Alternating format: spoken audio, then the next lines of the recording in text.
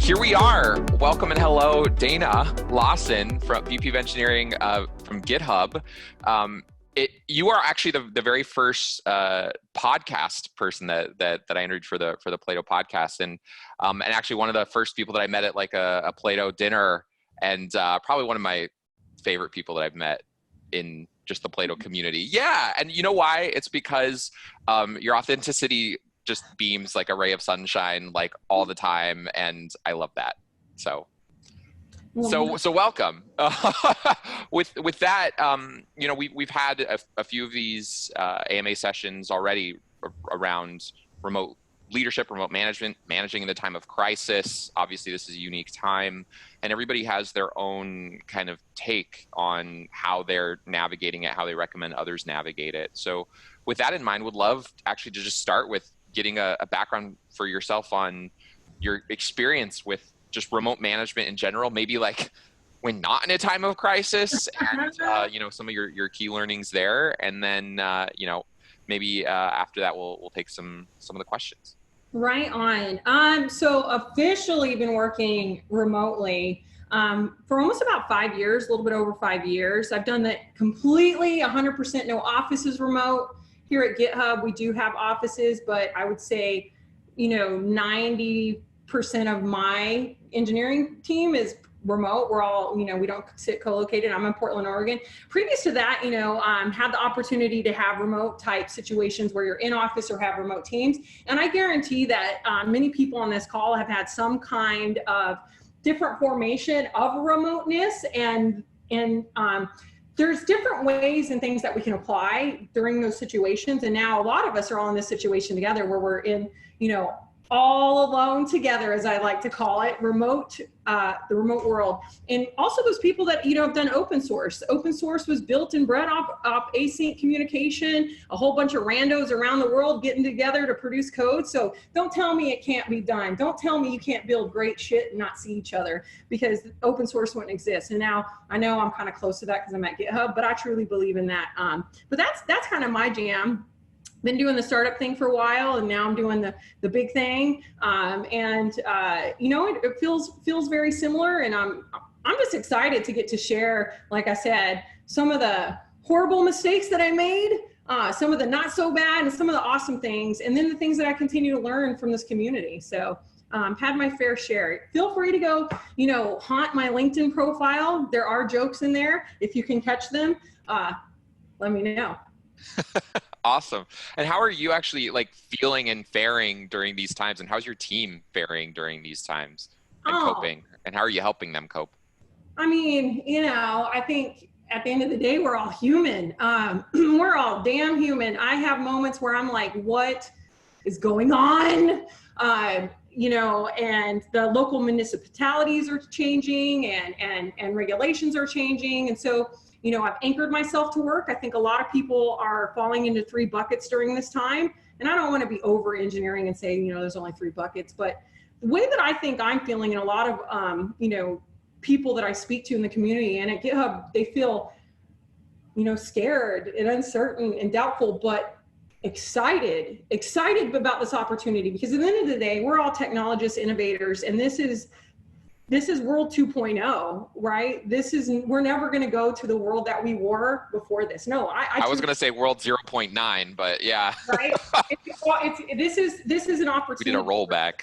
This is an opportunity for us all to think about how we forge ahead in this new world, and how we stay connected as humans, and how we still continue to advance human progress with all the tools and products that we are selling, building, and creating. It's an incredible time, but it's incredibly scary. And so people are having moments. I have moments, you know, I'm human. And so if you're having a moment, your team's having a moment.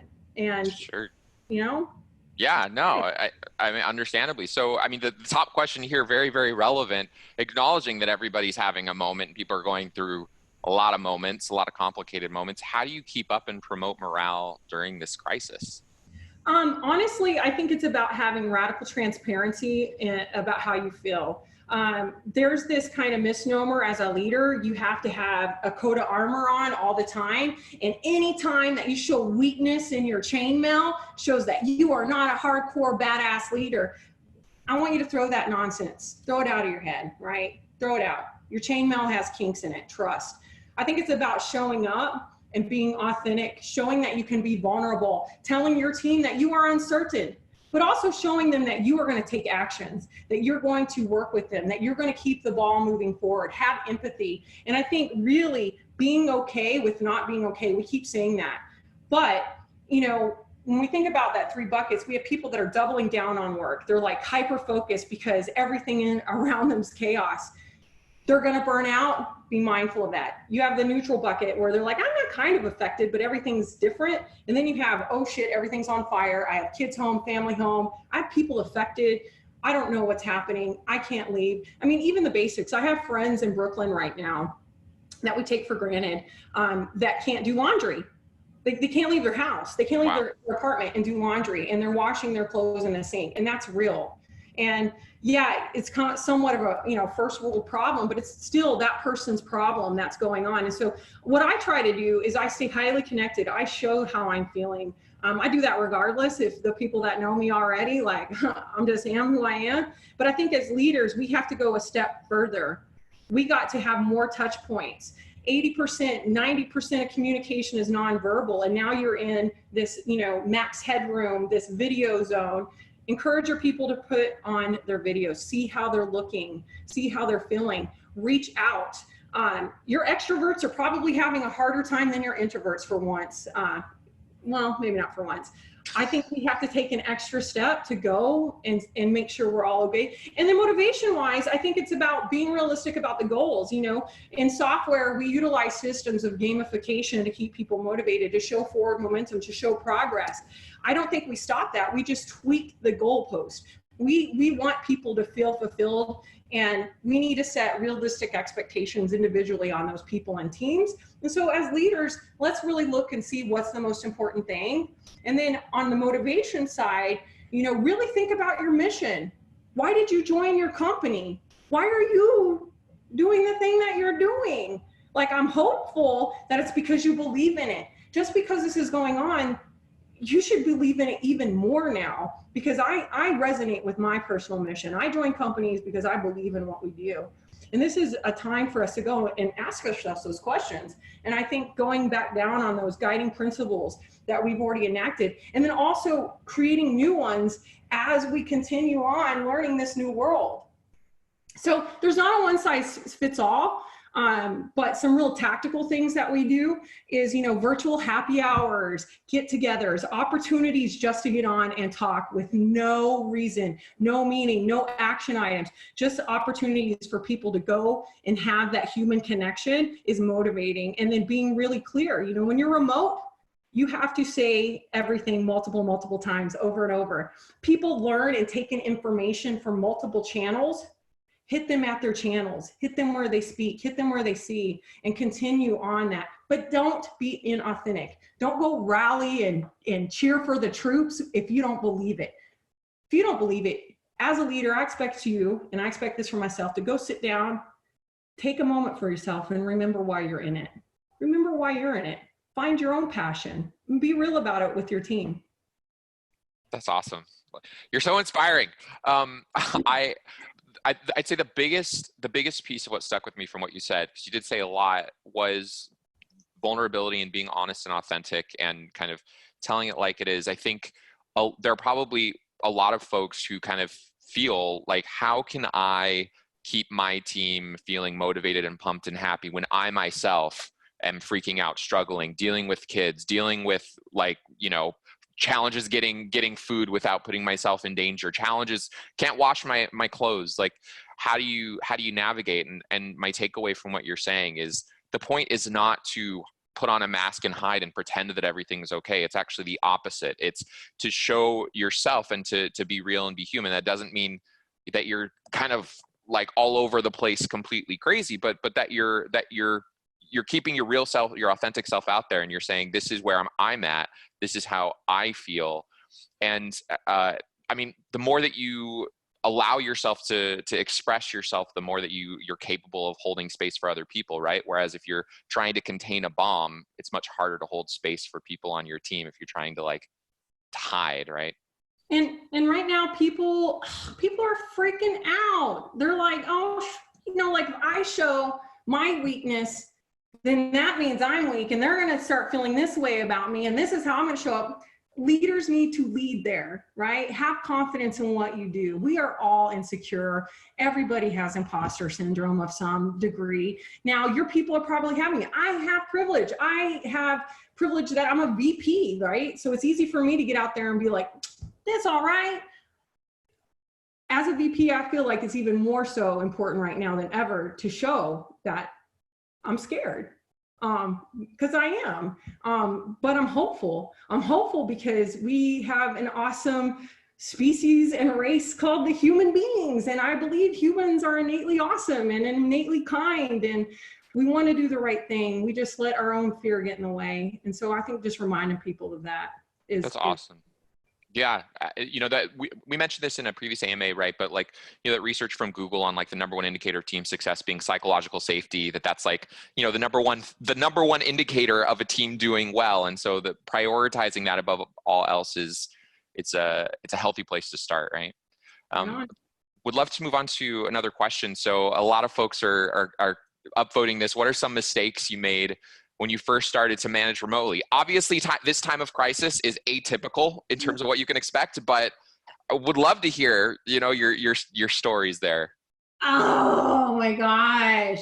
They're the classic ones, like not having like written constraints on how we work together. Like even just writing down and saying like, hey, as a team, we're going to have videos on during calls and what happens, or as a team, we're all going to dial in separately. That is a big one, actually. So if you don't have a completely remote team, but you have a good chunk of remotees and you have some in office, don't dial in from a conference room. Don't. Nobody loves that.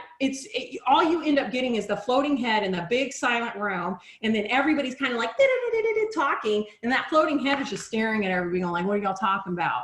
And then all you hear in the one-on-one is how I didn't get to participate, and they don't get to participate. They're 100% right. So I think that's just an example of one of the mistakes I made, was not setting down good constraints, meaning, hey, a lot of us already have these mantras of how we work, right? How do we work when we build products? How do we work when we're on a project? Set them on how you interact remotely.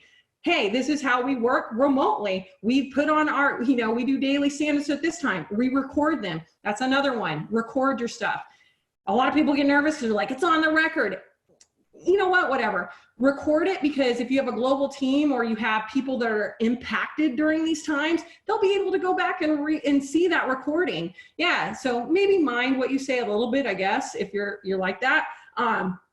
But I think the biggest one that I totally screwed up is I didn't establish that written culture that you absolutely have to, right? We tried to just go at it. We're just like, cool, we're going to get on a remote call and we're going to yap. And half the people didn't have camera on. Some people were in conference rooms. Nothing was written down. Step one, write it down. Write it down. Have your team constraints. Say, we use video on.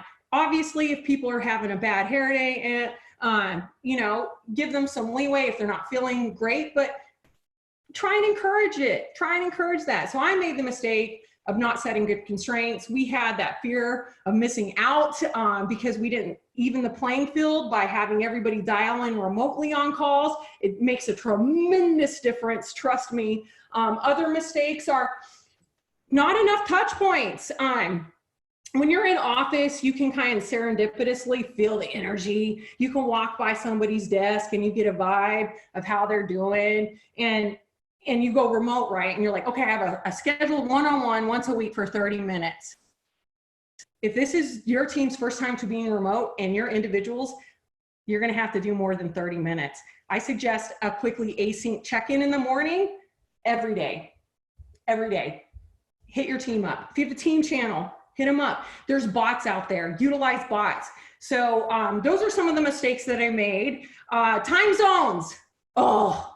Time zones still bite me in the ass. Once again, we talk about how we work. When you have your team composition and it's a global team, make sure everybody's time zones are written down there. Have your instant messengers, your emails, make people put out of office. It is more important than ever to have those actual technical constraints on your time, because now that you're working from home, it can feel like you are working 24/7 if you don't put on your Slack, do not disturb. If you do not put on your email your availability on your calendar, I encourage everybody, don't make those mistakes, because that's a personal mistake. When I first started remote, you know, you're at your desk, you don't have anybody around you. You come from a button seat culture. You're like, I need to prove to everybody I'm working. You end up working nonstop because you're slacking 24/7. Do yourself a favor and turn it off. Tell people when you are off. It is more important now than ever. Utilize your team messages, your Slack messages to put your status out there and encourage your team to do the same. It all seems like really obvious stuff, but it's not. And, totally. You know? I mean, gosh, you mentioned a lot of really awesome pieces of feedback there. What you were saying most recently, kind of about like work-life balance, like especially when you don't have that division between like your work and your life, where you might have been used to it in the past, claiming your space and being able to say, all right, this is when I'm working, this is when I'm not, or this is when I'm doing engineering work, and this is when I'm, you know, interacting, updating your Slack, or you know, communicating openly, like where you're at. Quite healthy. Also find it interesting you're, you know, recommending recording everything. It reminds me of you know, the book Principles by Ray Dalio, and you know, Bridgewater. They recorded literally, or still record, every single meeting that they do for everybody in the company to see and share. And it's a kind of this like really extreme level of transparency, but at the same time it allows people to really get to be in the conversation, so to speak, even if they weren't in the room. So now that we have an opportunity to do that, given that all of our Zooms that we're doing are recordable, you know, it's an interesting thing to have an explicit conversation about. There's one thing that you'd mentioned, which I mean resonates with me, which is encouraging folks to have your camera on in particular, so that you can read body language, because part of communication is whatever, 5% what you say and 95% how you say it. You know, we have somebody in the chat kind of mentioning our company seems to be on board with showing video during calls, but the engineering team seems to be firmly against it. Does it matter that much? If so, how do we encourage them to engage a bit more? What are your thoughts on that? This one's tough. Oh my goodness. Like, I know us engineers, right? We get the typecast of loners. We want to talk to you. We want to sit in my basement and eat pizza and write some code. I definitely don't want to see your face. Come on now. Y'all know this as well as me that development is a team sport. It's a collaboration. We do solo development and we have the tools to do it. And I believe in it. Like I said, you can build awesome stuff if you ain't together. However, you can build even extra awesome stuff if you do it together, and do that in a way where you're sharing that information and knowledge. And so like engineers, yeah, it's a tough bridge. I mean, it's like putting product engineers on call. They're immediately going to bellyache and be like, no, you know what? Ship to learn, try it out. You're going to see a difference. I have done this now a few times, and it's always been the same for me. At first, everybody's like, I ain't turning that camera on. I ain't doing it. I always turn it on. They get to see my animated self. And then, you know, you'll slowly start seeing all the teams will start doing it. They will get accustomed to being on camera. It's scary at first. You look weird. You're looking at yourself sometimes. You're like, whoa, I look like that. I sound like that. Yes, you do. Embrace it. Love it. It's going to be a hard hump. I would say, JR, my advice there is, if you have a lot of skepticism right now and people are already uncomfortable, experiment. Start with the team, start with the squad, have a team try it out, and then get some feedback. It's how we would do anything else. If you're developing agile software, do it the same way. Try small. Now, maybe it won't work for your organization. It might not. You know, I don't know. I can't say I know everything. I just act like I do. Maybe it won't work for your organization, but what hurt is it going to have trying it out? So my advice is try it out. The worst you can do is click that button back off and say it didn't work. I'm going to tell you it's going to work. And we got backgrounds now, right? Everybody has their, whatever, Star Trek background. I saw someone with like the Kardashian sisters in their back. Everybody's got their own background, right? If they want to hide. Mine is, I'm always at Burning Man. So you're lucky I'm not at Burning Man right now. I know it's such like a West Coast tech thing. I was going before it was a thing. So I'm sparing y'all from me being at Burning Man floating. Nice, nice. The other reflection I have is, you know, a lot of engineers, logical, rational, need a reason. There is plenty of research out there about communication and body language and the importance of body language in communication. The point to get together to communicate is to have effective communication. So if you want to have a very like logical, rational explanation for why do you turn your camera on, it's literally so that you can get the 70%, 95%, whatever study you read of what somebody is saying, which is from their body language. That's kind of the the rational, way to combat that objection. Great. All right, going back to the Q&A, how do you maintain communication across the team without doubling the amount of remote meetings that get scheduled on the calendar? Yeah, I think this is, once again, being smart about how you approach it. Really think about what's foundational and what's situational that you need to have occur, right? So when we think about this, right, you're going to have very explicit meetings that have to be had, right? I would say, to me, all meetings are optional. I'm kind of that way. Every meeting's an optional meeting, especially for writing. And we are recording because we have such a global team. Like, unless you need a decision because you're in an availability incident or you need a snap decision, most anything can wait 24 hours. I know a lot of us don't think we have that 24-hour window for decision making, and maybe your company doesn't let you feel like you do, but take a minute and analyze your data and see your decision making process.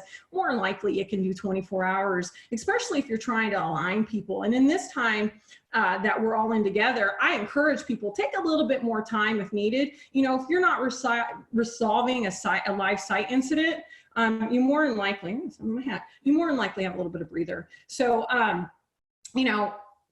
what I suggest there is, when we talk about that situational and foundational, right? Foundational, we do stand-ups. Situational is what time you do them, right? You need to be able to be flexible with that. We don't want to have meeting overload. It's a trap. So think about your asynchronous communication. When I said in the beginning, establish a written culture.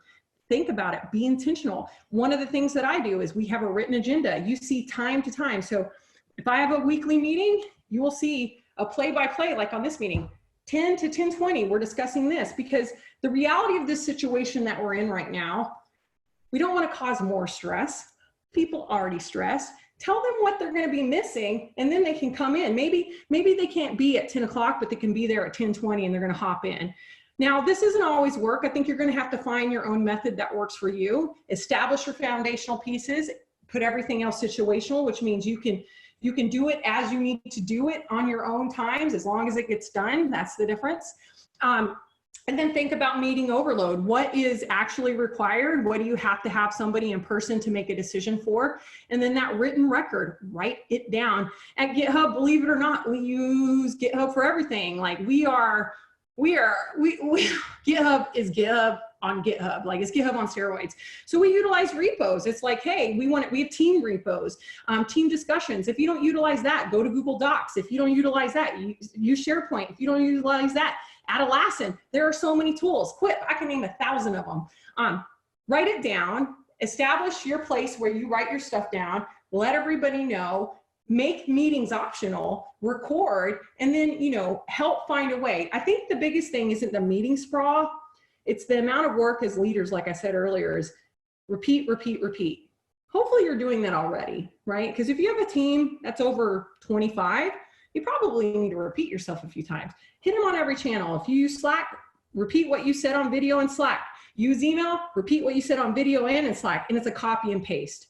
It may be a little bit more paperwork for you, but the alignment that it gives your team is worth it in spades. So I say do a little bit of extra on you to help keep the team aligned greater. And then watch the meeting sprawl.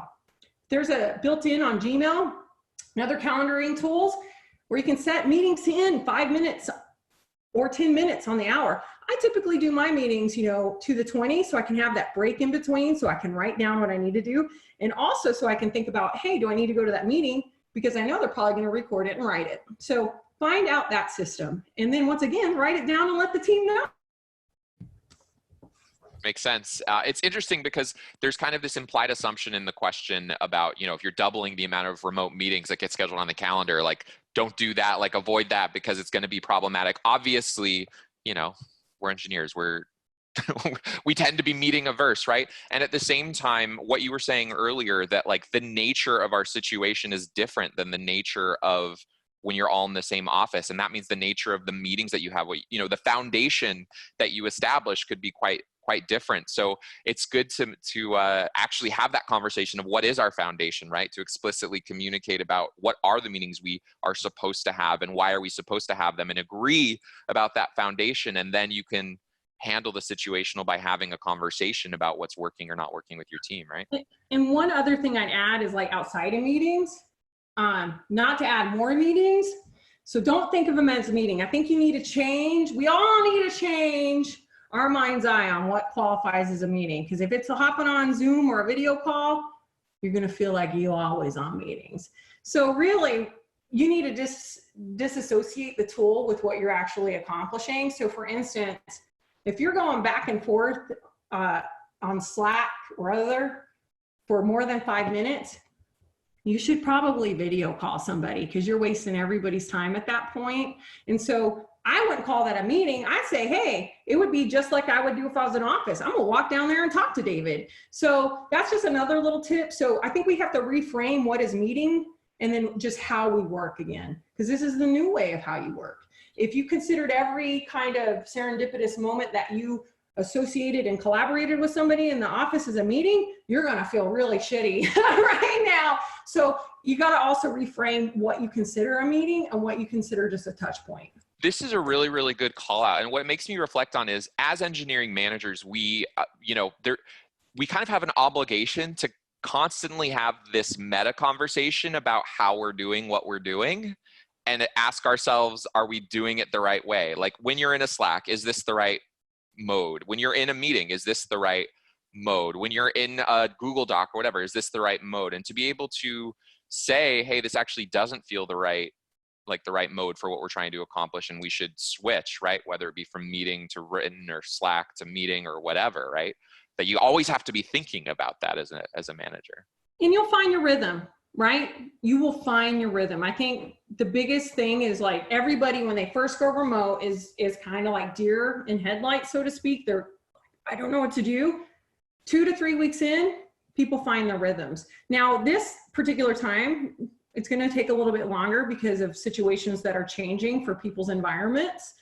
But for the most part, you're going to find a rhythm and you're going to find a system that works for you. One of the cool things that we've experimented here at GitHub is using our Slack status to indicate like our personal capacity.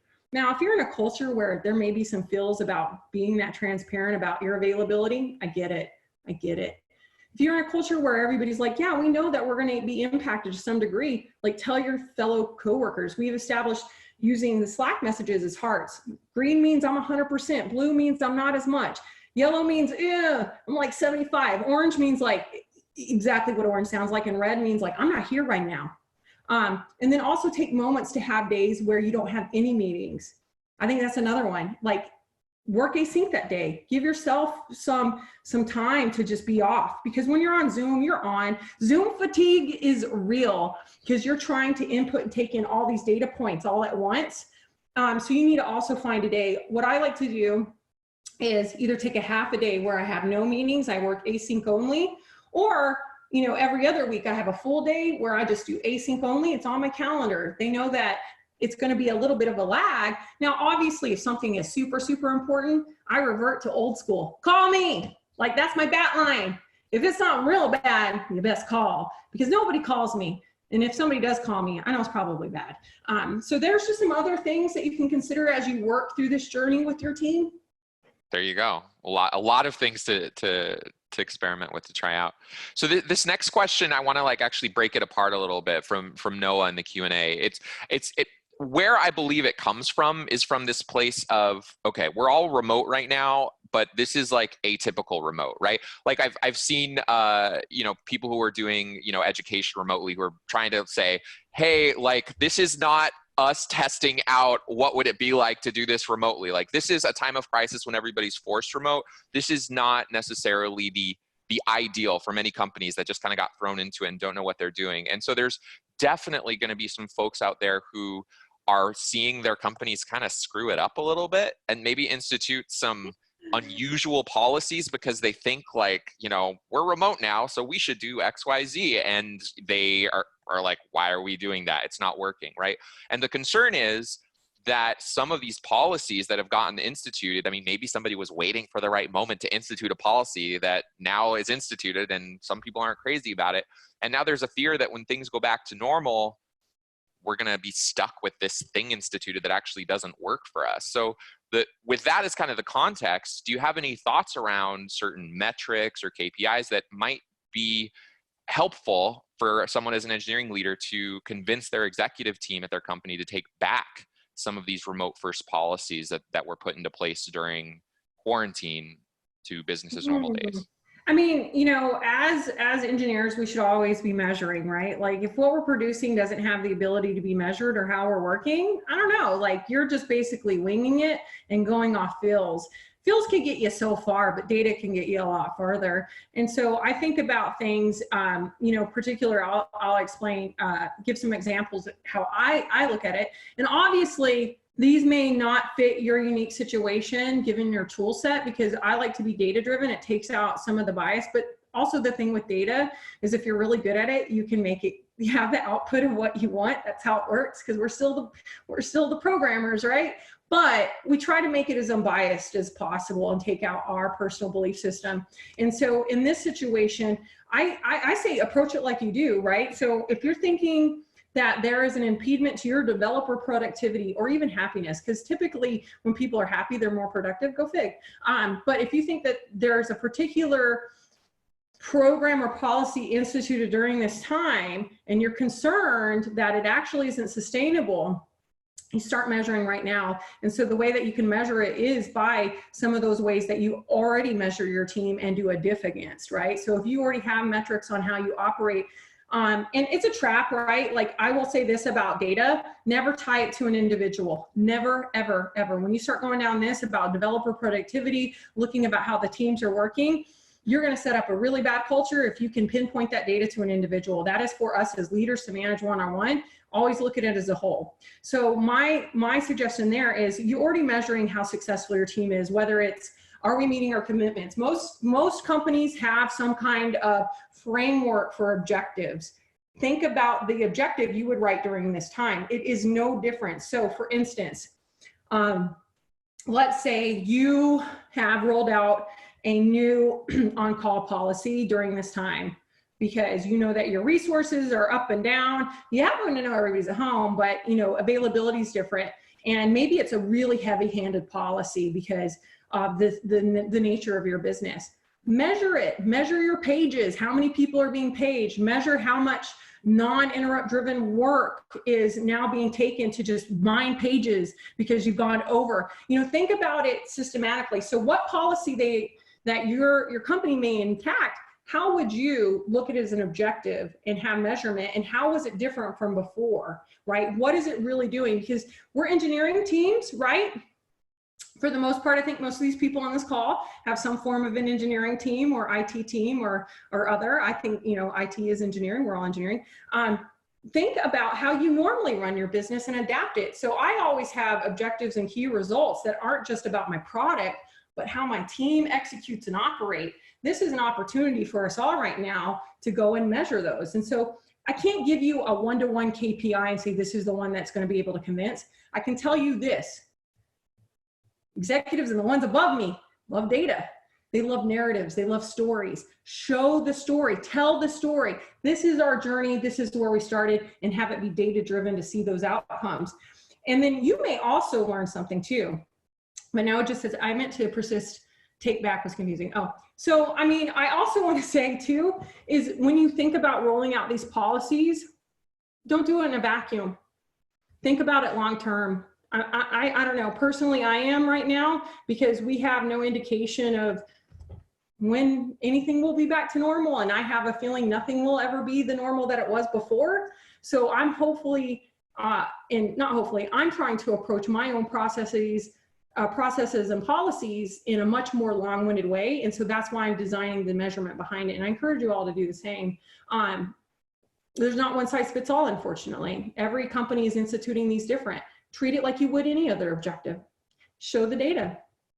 It makes sense. My takeaway from that is, like with anything in normal life, look at what you're trying to do, and while you're going into it, identify those metrics or KPIs, have the conversations you need to have to explicitly do that ahead of time, and then track them over time. And so I guess Noah was kind of implying actually that there were some policies maybe that are actually good policies that he might want to keep, and it's similar ruling applies, right?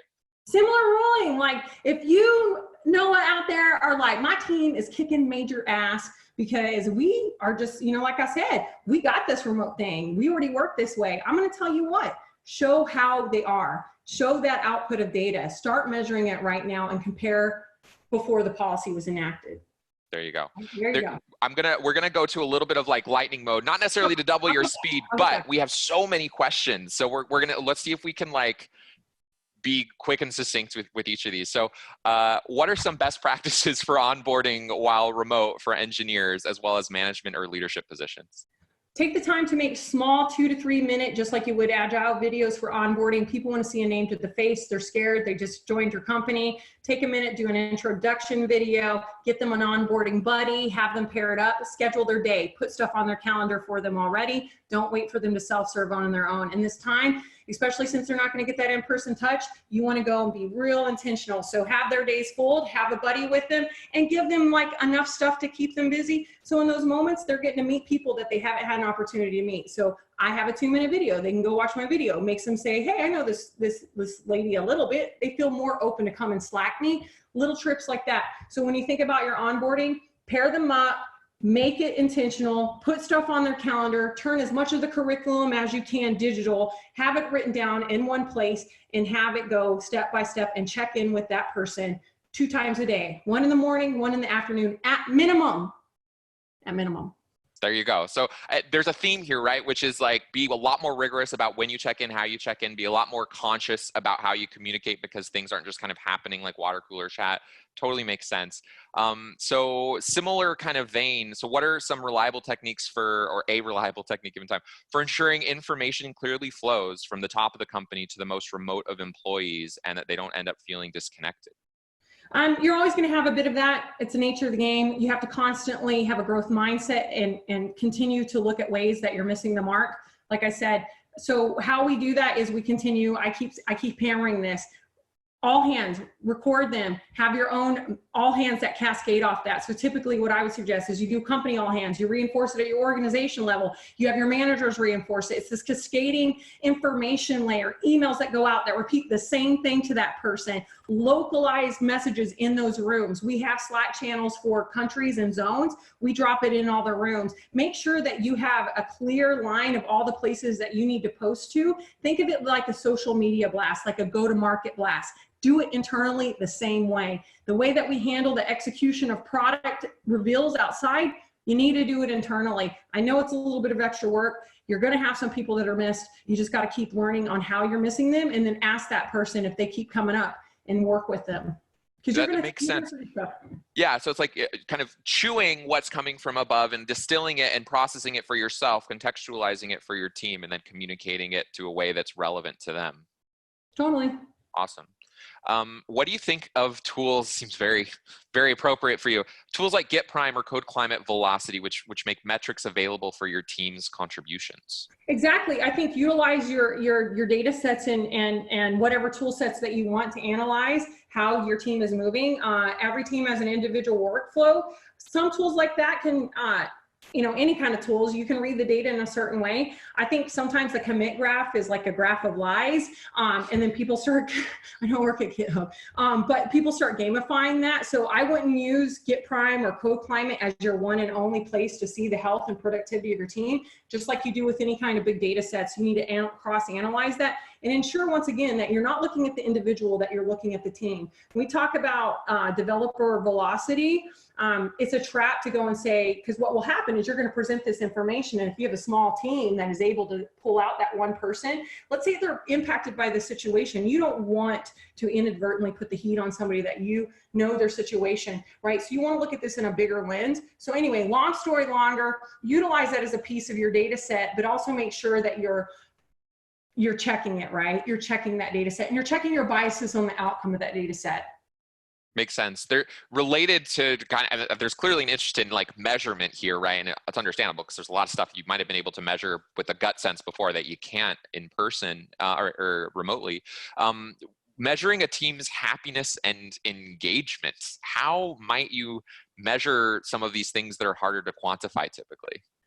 I mean, you're talking about measuring somebody's personal feels, right? And so depending upon your relationship with that individual, like this is a part where we have more objectability as a leader, right? Like we're in these positions because we have this intuition of how people feel. We have this, hopefully, this a bit higher bar of EQ. And so you have to take those one-on-one, those moments. You have to do that very soft side of talking to everybody, but then you can marry that together. Like, you know, are you like, look at your Kanban boards, look at your sprints, look at your scrums, look at your storyboards, you know, think about like, hopefully you are having people be comfortable saying when they're impacted and impeded. If you have a culture that already isn't that transparent, it's going to be extra hard in this time. So I think going one step further and saying, okay, look, you know, our velocity has gone down. We expected that. And then also put some expectations there. Like I expect a reduction in velocity. Hell yeah, I do. Like I'm reduced in velocity. So everybody's reduced in velocity. So I think it's really about marrying up what you can actually measure from a data set from your tools, right? And from your development life cycle, also with your one-on-ones and how the team are. Do surveys. I know we get surveyed out. There's never been a better time than right now. And they're going to be bad results for most of y'all, just as a heads up, because people are not feeling great. And people that don't feel great are the ones that answer surveys. That's okay. You want the reals. Go hit people. You have Slack polls. Do a Slack poll. There's not going to be one data set where you're like, oh, this is finite. I know binarily, people are good, people are not. You got to trend stuff. And once again, when I come back to that, you're already hopefully measuring the success of the team outside of these new variables that are coming in with this pandemic. What's the delta? And then look for tweaking moments. Like you institute a new policy. Cool. That line in the sand. Let's go see how it's doing. Now let's measure. Now you need at least 2 weeks to go really see, obviously. But you know, you're going to have to go and model that some way. And let me tell you what, you're going to have teams and members you just don't know. They're a lockbox. They are a lockbox. They don't want to tell you. They're not going to tell you. They're producing high. They don't feel great. They're not happy. And they may just rage quit. You can't win them all, people, and that's okay. That's a healthy attitude to have. And at the same time, if you're like what you're talking about early on about vulnerability, right? That if you have any hope of be able to get those people to share something with you, it's probably by creating an environment in which they feel safe to share with you, right? So if they're going to share with you, they're probably more likely to do so if you're open, vulnerable, authentic, all of that, right? You know, it makes total sense. So my takeaway from that is, you know, there are some things that you can quantify, even emotional things you can quantify via polls and surveys and you know, kind of the basics like that. And at the same time, there's kind of the qualitative data, if you will, out there. Any good user experience researcher knows, right? You have to look at both the quantitative and the qualitative data when looking at what users are doing. And the same is true for people on our team. So you know, I think it makes a ton of sense. I noticed some folks are putting questions in the chat. Feel free to move them into the Q&A, and I hope that people upvote them because we have a lot. All right, how do you build culture? It's kind of a big one. How do you build culture remotely? What tools do you use? I'm going to tell you right now, you know, it's possible. It's just so possible. Don't tell me. I believe anything is possible. Anything. Nice. It really is. I think it's really, I just keep coming about it. It's like writing that down, being who you are, showing up like you are, you know, that written, I feel like written culture, hashtag written culture. I don't tweet, but if I could, verbal tweet, hashtag written culture. Write your shit down, write it down, go overboard with it, be doubling down on your mission, right? Don't just say it, show up and be it, take the action behind it. And I think that you're going to be able to do this, right? You have to set these moments in time to really have time for human connection and human togetherness. I want, when you're doing 100% remotely, that's why onboarding is it's your first stop of how your culture is going to be. And even before onboarding, how is your hiring, right? Your first opportunity to instill in your culture is when that recruiter talks to that person. Are you going up and beyond? Are you giving them a packet that says who you are, how you be, and your mission behind it? Get them excited from the get-go. And then when they come on, once again, we take that intentional focus and saying, this is how we onboard. It's all about the experience. The culture is set by the initial experience that you have when you join a company. You immediately say, this is a place I want to be, or this is the place I did not sign up to be. And in times like this, it's a little bit of a mixed bag. So you need to go back and analyze, hey, what made our culture so great in World 1.0, as I call it, and how are we going to continue to make it great in World 2.0? Take the stuff that's working, digitize it, transform it, and then take the new stuff. And when you have that new person come on, have it be all encompassing, that experience. And then how, in this moment, maybe it's not new people, maybe it's just your team are now all on remote. How do we continue to build this remote culture? You're doing it right now. Go talk to your peers, go talk to leaders out there. There's so many awesome companies that have done this. You know, I'm going to name some for you. Go talk to the people at Zapier. They got a great blog. They have lots of remote tips. They're 100% remote. I was at Envision, 100% remote company. They do it really well. We got Automatics, 100% remote. WordPress. Auth0, 100% remote. Yep. There's all these amazing resources. So you don't have to reinvent the wheel, right? When we have companies and we have culture, we want to make our culture so special and sacred to who we are. You know what? We're a global team of technologists, innovators, and engineers. We already have a culture. How do you make it a little bit more special for you, but take the good parts that everybody around you are already doing? So don't feel like you're in it alone, and continue to work at it. Culture is not something you set and forget, right? Culture is something that you do. And so I think how you do, you need to be explicit about it. That makes total sense. Obviously, culture is set from the top at virtually every organization out there, just because that's kind of the nature of how this works in organizations. My takeaway is that, like, you know, you mentioned earlier, like this foundational versus situational, right? Like actually articulate and identify and write down these cultural elements that actually exist that you want to preserve, or maybe even ones that don't exist that you want to create, right? And then situational is identifying what tools to use. And for that, you can then use all of the various blogs that are out there, because there's a whole bunch of folks that have written about it. So that's great. We're in our last 5 minutes or so, so we're going to do a little bit of a speed round if we weren't already. How do you encourage participation in culture or team building activities? I believe you can lead from any seat. I follow that open source model. Everything's in a repo. You want to do a pull request and change our culture, change our policy, you come and break it. Now, if your company isn't that open to allowing anybody from any seat to influence how we show up, I'd be surprised. I think a lot of us have, you know, decent enough cultures that allow for that kind of participation. But I think that's a part of it. As a leader, you got to think about how do you lead? How do you expect your team to show up? I personally believe that my job here is to remove roadblocks. I always say, nobody comes to Dana to ask for permission. They just work with intent. And so when you have this culture of people being able to work with intent because they know the constraints and the foundation of your environment, then they can go do what they do, right? Let them do what they do. Yeah, makes sense. All right. How do you help manage burnout amongst your teams, especially during the crisis when things might get more urgent, you know, regarding getting things out the door, et cetera? This one's a tough one. And this is one where I think, you know, we want to say, oh, manage your own calendar. You know what? This is one where you can come in a little more heavy-handed. I think you can put edicts out there like, once again, we come back to rework. We stop work at this time. During these hours, we are unavailable. We are only available if this happens. Think of it like an escalation tree. Write it out.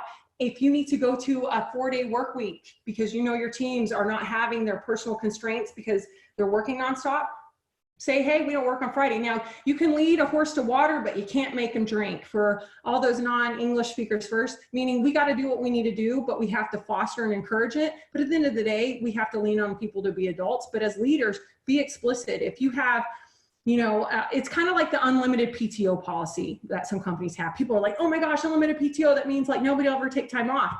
You take it off, you show your burnout. You know, I think Mustafa said at the top, people leave bad managers, be a good manager. You know, be a good manager, show them that you're burnt out and you're taking time off and doing some self-care. It's the best thing I can say. But if you want to go one step further, say on Fridays, we all do async work.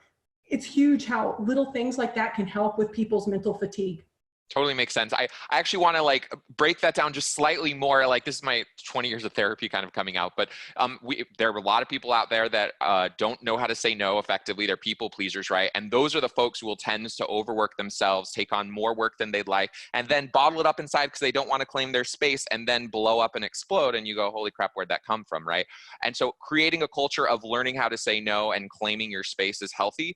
But for those that don't know how to say no, being heavy-handed, like you just described, is a way to shield them so that they can actually not totally get overwhelmed because they're saying yes all the time. So that's great. We have one more minute, and then I'm going to hand it off back to Mustafa. So a couple more questions here if we can. How do you minimize distractions for your engineering team to get them in flow? Honestly, I encourage everybody to turn Slack off.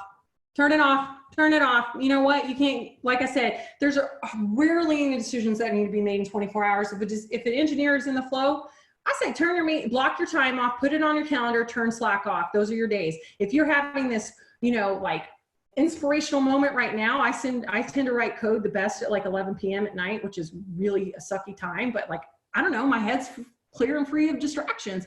You know what? If it's in the middle of the day, then you know what? All meetings are optional. I'll move them. You should encourage the same for your team.